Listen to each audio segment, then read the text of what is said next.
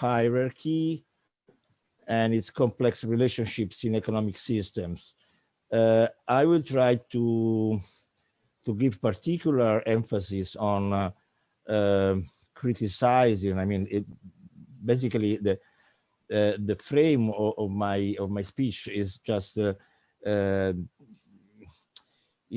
the direction to evidence what are the failures of standard economics. I mean, the mainstream in economics, and so trying to also enlarge the discourse to any kind of system, not only economic systems, and particularly not only capitalistic companies. I mean, capitalistic organizations.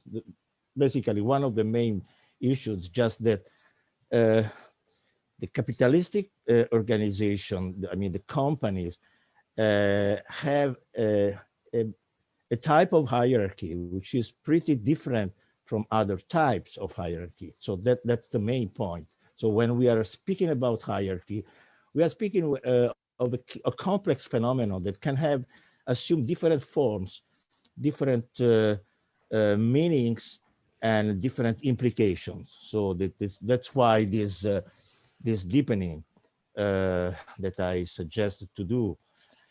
Okay, let me start with this first picture, which is an attempt to look at hierarchy or the opposite, a team alongside 3 dimensions, and putting them at the opposite structures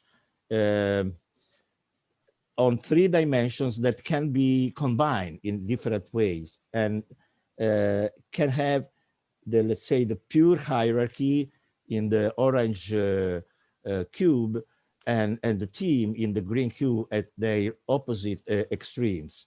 So the 3 dimensions are being elective, that is bottom up, like when we are in a democracy, we elect our delegates, our representatives. Then they propose or implement or make rules and norms to which we are asked to obey, but we elect them. And that's a very big difference with non-elective hierarchies, you know, where there is a mechanism of nomination from the top to down. Another dimension is formal or informal hierarchies. I mean, when we are looking, as we will do now, at organization charts or the other types of evidence structures, we are dealing with formal hierarchies, while in any organization can be other types of hierarchies that are informal. Let's say people can, let's say in a committee or in a board of directors, in principle they are all they have all the same power, but it could be that some of the members have a higher power due to other mechanisms, other qualities, other aspects. That is, informal hierarchy can differ to some extent from the formal. But anyway, the formal hierarchy has, let's say, the least word on what should be done, even if members of the board could be perceived and recognized as having different power. Then at the very end, the formal power can be claimed to prevail on the informal hierarchy. Not always the same, but it's better to keep them distinguished. The third dimension is time. That is, in a static view or in a dynamic view, that is looking at the hierarchy as it is in one moment of time, or looking at hierarchies in a evolutionary perspective. So where is the dynamic leading the organization towards a reinforcement of the hierarchy, or keeping the hierarchy as it is, or weakening the hierarchy in the direction of the team structure. Now let's go on this more dig deeper on the hierarchy and how to measure it. And let's start from the very basic point. That is, what is a power relationship? A power relationship is a decision asymmetry between two people, two persons, or two organizations, two whatever. That is, the entity A can make decisions over entity B and so tell what B should do, and not vice versa. Why? I mean, what kind of source of power is allowing A to sustain this asymmetry? Can be different. Can be having money, having capital, and so a system of rules, or can be strength, or can be charisma, or can be tradition. I mean, different types of sources, but at the very end, the result is that we have a power relationship when, for any reason, A can persuade or force B to make something. Now let's look at what is a pure hierarchy. The pure hierarchy is a star graph, which is actually an out tree in the jargon of network analysis, where there is a central person or a central point who is making decisions to the periphery, to the other points, and as you can see, not vice versa. Measures. We can measure it pretty well, but I need to grasp various aspects of hierarchy. It is not enough just one index. As you can see, here are 6 indexes that can help understanding the various aspects. Now, I don't want to go too much in detail into this aspect. It is not central in this speech. But anyway, we can calculate what is hierarchical degree. Basically, the degree of reciprocity of the derived graph. That is, when we are looking at the reachability of all the nodes, we can generate another graph, which is just the reachability the graph, and count how many symmetric links are out of all the links. Of course, if power is given by a decision asymmetry, when we have a symmetric decision, we don't have power. We don't have any imbalance between the two. So they basically, we can say that they collaborate. So the reciprocity degree must be 0, and actually we can see that. We can have also other indexes. Again, I don't want to go into details, but this is the pure representation of the pure hierarchy. And the opposite, we can have the pure heterarchy. We can call it, by the way, even von Förster define it in that way. When we have a full self-organization, that is, or in management jargon, we have a team or a group of peers or a cooperative. That is, all the members of the organization are in a reciprocal relationships with all the others. So we are full of self-organizing processes. The most self-organizing process that we can have given a group, given a graph. And if we apply the same measures, we see that we are exactly at the extreme opposite. So the hierarchical degree, according to the Cracker measure, here is 0. while here in the pure hierarchy is 100%.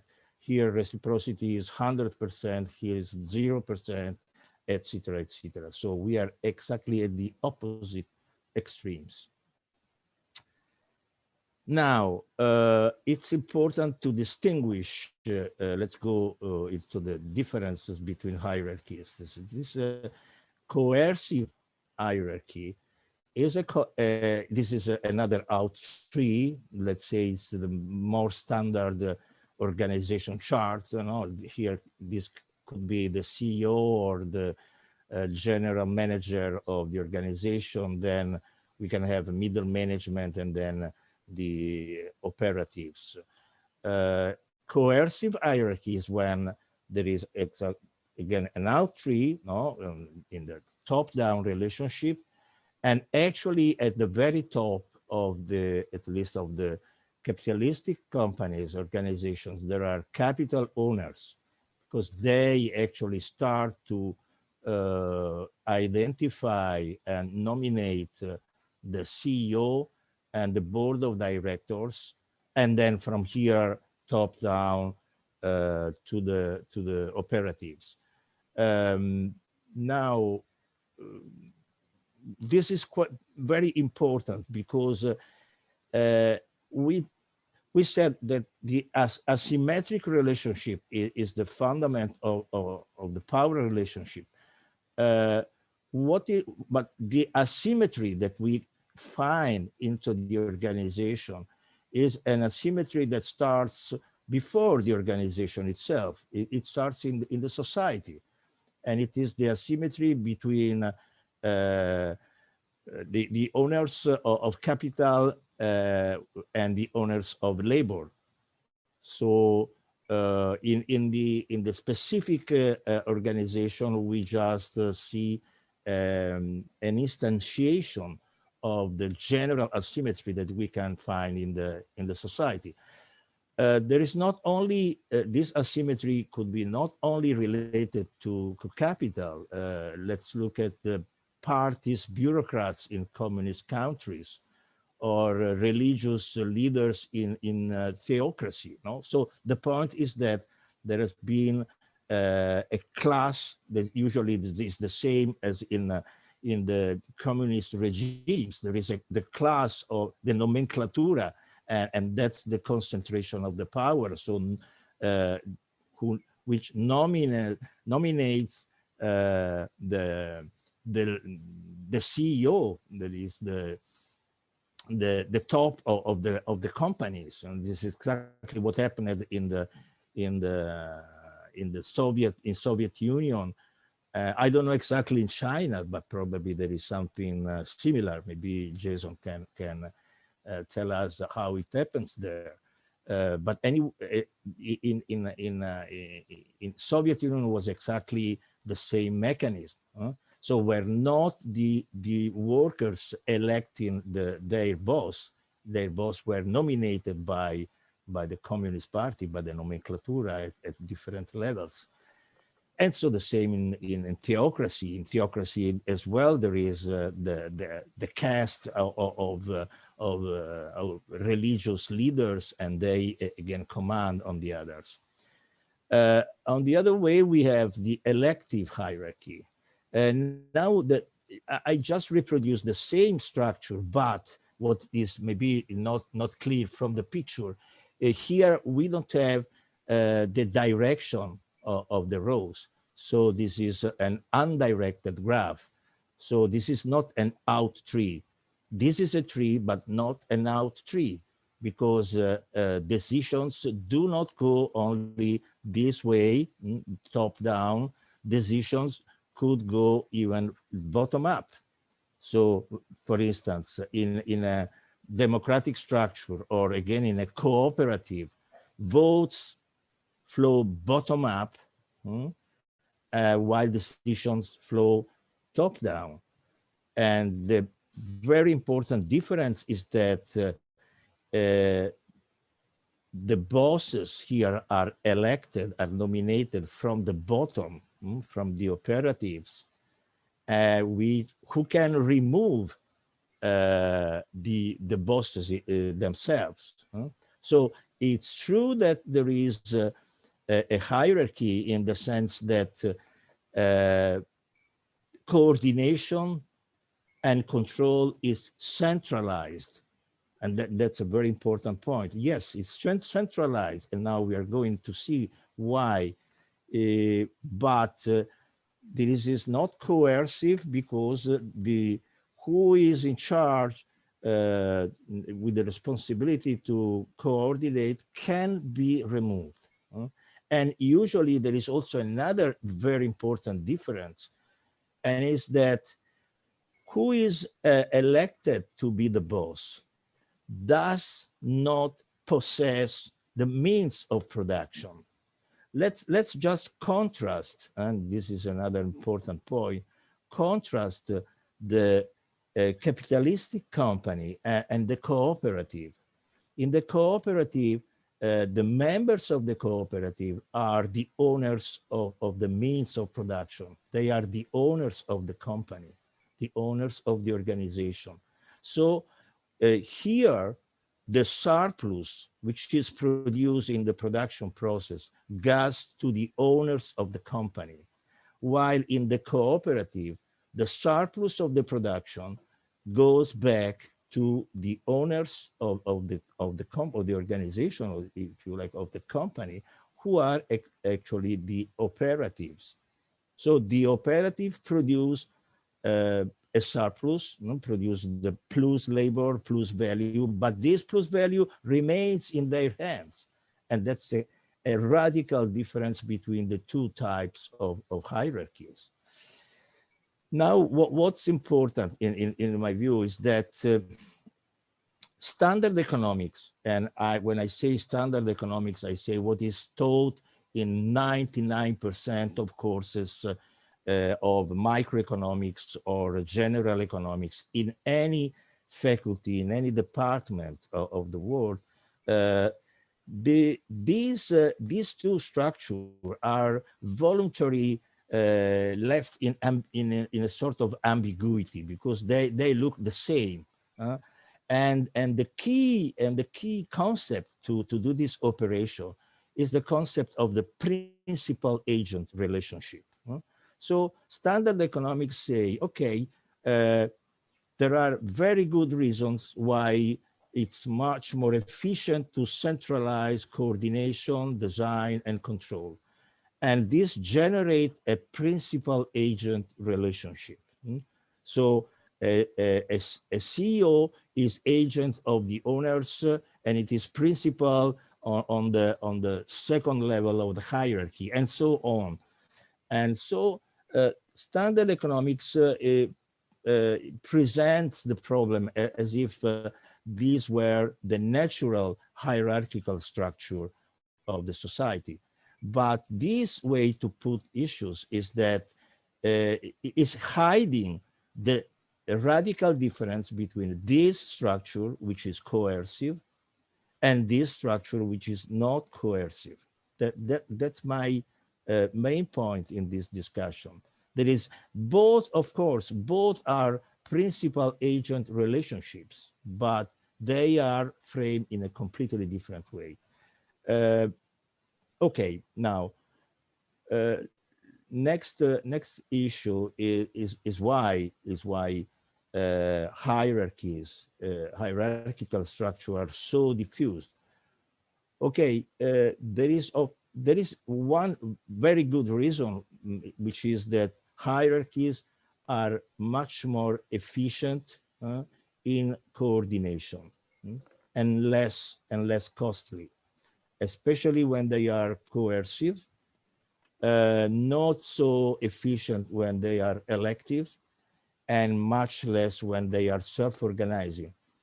The very simple reason is that when we are in a democratic framework, we have to share the information, we have to discuss, collectively we discuss about the choices, and these results, these two aspects results in a huge time consume and consume also of information. which should be shared with all the members of the organization, and then start in the dialogue. It could take a lot of time and a lot of effort. So it's true that building hierarchies instead of instead of hierarchies, or let's say self-organizing structures is much more efficient. And let's say it's efficient in terms of number of connections. It's easy to show that in an out tree, out trees are very efficient. The number of links is n minus 1, is the minimum number of links, while on the opposite teams, self-organized systems have the maximum number of links. And then in terms of time to make decisions. So somehow, when we are reasoning about why almost all organizations that we know are hierarchical and are not hierarchical, the reason is evident about, I mean, it is just in terms of efficiency. The point is that when the organization is, the hierarchy assumes the form of coercion, this is another element which is not necessary for the production process, for the economy. We could perfectly design an economy made of cooperatives and not of the capital-based companies. That's the point. So if cooperative are only as a very small fraction of all organizations, of all economic organizations, that is not because a superiority in terms of technology or in terms of efficiency. Let's have an idea of what could be a market, an efficient market for standard economics, for general economic equilibrium or similar approach. So the idea is to have an atomistic market of pure price relations. And we have to look at that as a kind of huge auction of independent atomistic small companies, which are just participating in the auction. They're supposed to be a sort of auctioneer, which plays the role of the invisible hand, which optimizes the price to keep the market efficient. What happens is that markets, almost any market is made this way. Real markets are made this way. This is a real world hierarchical ownership network. Specifically, this is the European aerospace industry, which is structured this way, which is definitely a different structure than this way. This is a hierarchical structure. While on the contrary, the idea of standard economics, of general economic equilibrium, is this other idea where there is no any hierarchical prevalence of a company over other companies. Now, what is that through the self-organizing, the self-reinforcing, processes. I don't know why there is this, okay. I don't know how to skip this square. Okay, then anyway. Through the self-organizing process, the formation of large coercive hierarchies lead to the formation of hierarchical markets. So, and why there is this self-reinforcing processes? Because the process of capital accumulation. When a company results to be more profitable of other companies, then capital is reinvested in the more profitable company, and this creates uh, a self-reinforcing process leading to market concentration and to the reduction of self-organization. So the mechanism, the self-reinforcing mechanism, which is leading a company to prevail on others, will lead also to a hierarchical market. So from hierarchical companies to hierarchical markets. So the two processes actually goes parallel, and this is what happened during the economic development in last centuries. Now, what's the point is that the two hierarchization processes, the processes which is making the companies more hierarchies, and the markets as well more hierarchical, conflict with some forces that push in the opposite direction by making hierarchy, and especially coercive hierarchy, still efficient, but no more effective. That's the point. I mean, efficiency and effectiveness are very different logics in which economic systems, in general social systems work. When we are measuring in terms of efficiency, we are using what Georges Reagan called Erythromorphic approach. That is, we are taking and reducing all the elements of evaluation on a single criterion, which is in a quantitative, and it could be ordered alongside a quantitative axe. That is, so measuring what is better and what is worse. And that's why, not by chance, efficiency is the key concept of standard economics. And it's the engine of capital accumulation. That is, the efficiency is in terms of profitability. So at the very end, a measure, a quantitative measure that could synthesize all the aspects.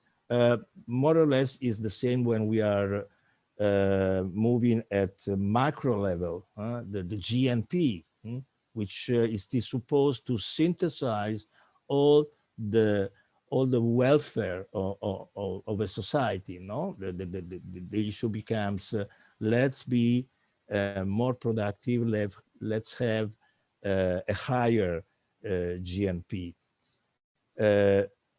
Now the question is wondering, are there forces that try to counterbalance the process of hierarchical increase? Then I guess there are these forces. These forces can be not only forces that we decide on a, let's say, on a voluntary or ethical base, but are also forces that come from environmental complexity. One force can be people's level of education. So higher needs and skills in the working place make a coercive hierarchy less effective and less accepted by workers. So this is a force that was already in play at the beginning of the last century. I mean, at the time of Taylor and Ford, they didn't see that making the technology and the organization more complex would have imply to have more skilled workers, but more skilled workers will not just be submitted and obey to authority in the same way of non-skilled people, unskilled people. The second point is people's income. As more as the income grows up, then even preferences become to differentiate, and so differentiated markets make more difficult to reason in terms of efficiency, because you have to reason, you have to sell your product, you have to customize the product, and so you cannot standardize it too much. If you cannot standardize, you lose scale economies, and if you lose scale economies, you lose the advantage of large companies, and so large hierarchies. Another force is technological complexity, which gives a competitive advantage to team-based organizations. And the reason here is that the more you need creativity, the less effective is coerciveness. So if you need that your workers be creative, then you cannot make them live in a prison or in a too much coercive structure. So, and that's exactly what happens pulled by technological complexity. Then the other point is organizations' learning processes.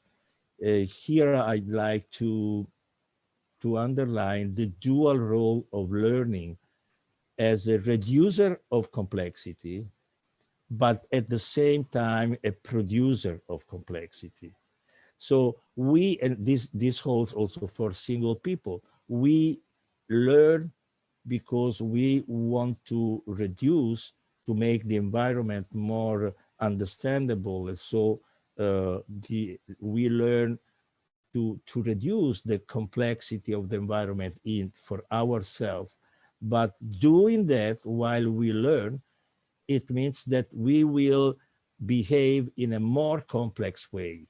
This is exactly, at least in my experiences, what it was the main implication of non-trivial machine, of the Foerster's idea of non-trivial machine.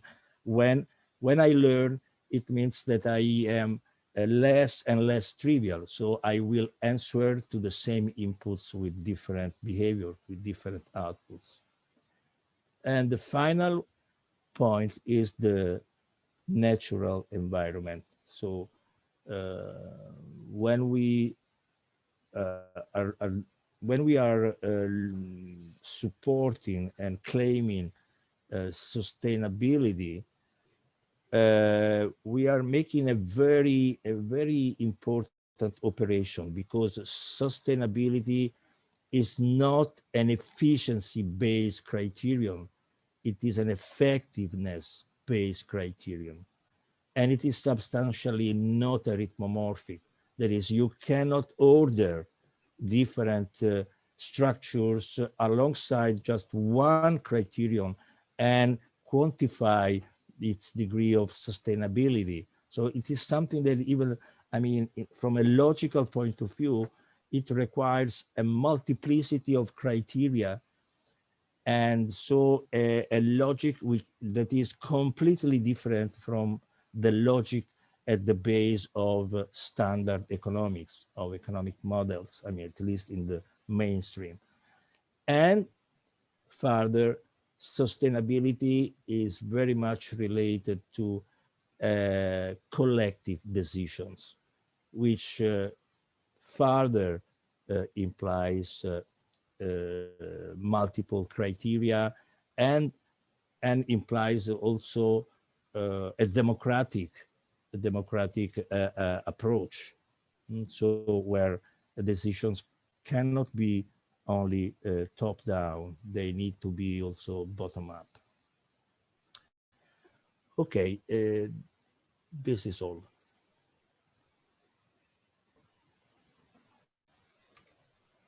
questions for clarification?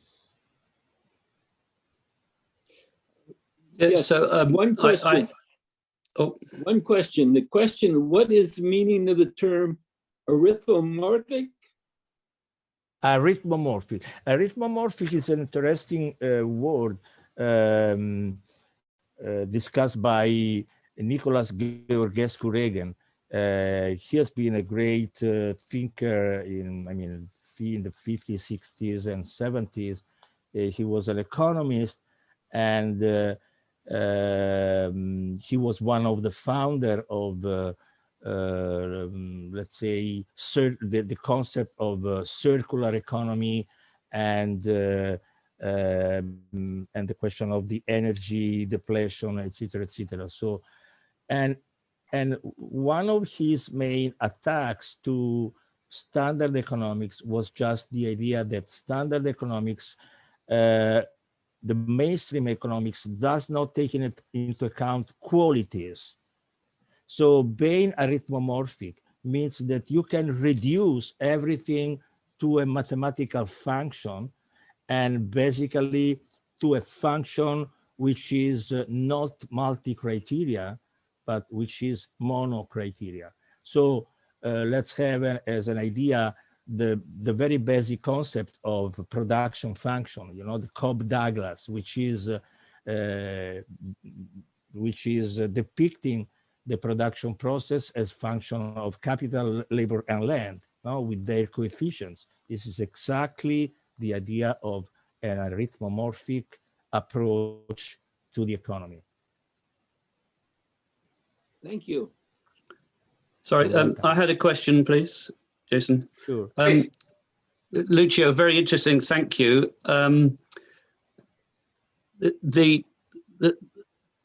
I wanted to know how you thought belief systems impact on this, because the economics of the world has been dominated in the last 30 years by Hayek and Milton Friedman, who basically established a belief that markets are self-organizing and efficient, and therefore everything should be a market.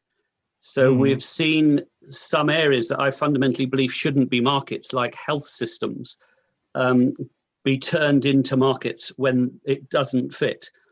And we've also seen the concept of free trade taken to a limit because of a philosophy of competitive advantage. And so these policies seem to be self-fulfilling prophecies to a degree. The systems, and I go back to Ackoff's law of subsystem interdependence, where he says in any system, if you tune the subsystems for efficiency, the overall system will become ineffective. If you tune the overall system for effectiveness, some of the subsystems will become ineffective depending on their state, but you need them to be ineffective because they may have to switch in. So the policy over the last 30 years by economics and politicians has been to chase efficiency at any cost. And therefore what they have done is, and also under Ackoff's laws, the system with the subsystem with the most behaviors controls the system, which basically means the rich get richer, the poor get poorer, because they have more behaviors available to them, which you've seen in the COVID crisis, which explains why markets need to be regulated by some system. So the problem I had looking at your slide was the question of where these beliefs fit. And when you look at a true heterarchy, if you look at if you replace the dots by actual people in a group, people don't work like a dot. They use what's called a transitive memory. I won't remember something because I'm trusting that someone else is going to remember it. So that system of heterarchy becomes totally dynamic depending on the context. One person suddenly has a lot of power because he knows he's stored the memory, then it switches to somebody else. So the key question is not that heterarchies could be good and a better way of making decisions. It's how they make those decisions. And for me, they're limited by their belief systems, which are sitting over economics all the time. Your thoughts? Jonathan, you have jumped ahead to the discussion mode. We are asking clarification questions. Oh, sorry. You posed the big one. But Lucio, can you hold the answer later after we hear Lloyd? Sure. Anyway, I agree with you, Jonathan. But we will discuss later. But my goal, I said at the beginning, was just attacking the story told by standard economics, which is, I mean, different from what. Okay. Anyway, I agree with you. We will. Sorry, Jason.